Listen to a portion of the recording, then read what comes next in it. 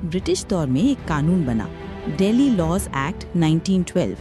इसने सरकार को ये ताकत दे दी कि वो किसी भी प्रांत का कानून उठाकर दिल्ली में लागू कर सकती है, बदल सकती है या रोक सकती है।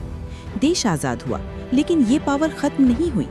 अजमेर मेरवाड़ा एक्ट 1947 और part C states laws act 1950 ने भी सरकार को वैसी ही शक्तियां दे दी। तभी एक बड़ा सवाल उठा, क्या संसद अपनी विधायी शक्ति सरकार को दे सकती है? और अगर दे सकती है तो कितनी सीमा तक?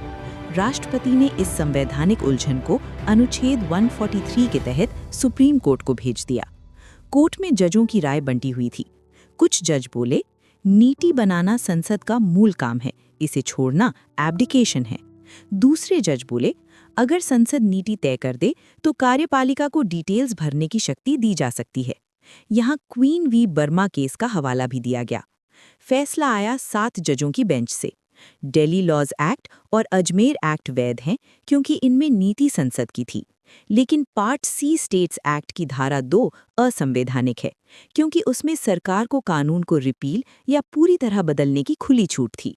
सुप्रीम कोर्ट ने साफ कहा, भारत में शक्तियों का पूर्ण पृथक्करण नहीं है, लेकिन संसद अपनी एसेंशियल लेजिस्लेटिव फंक्शन नहीं छोड़ सकती।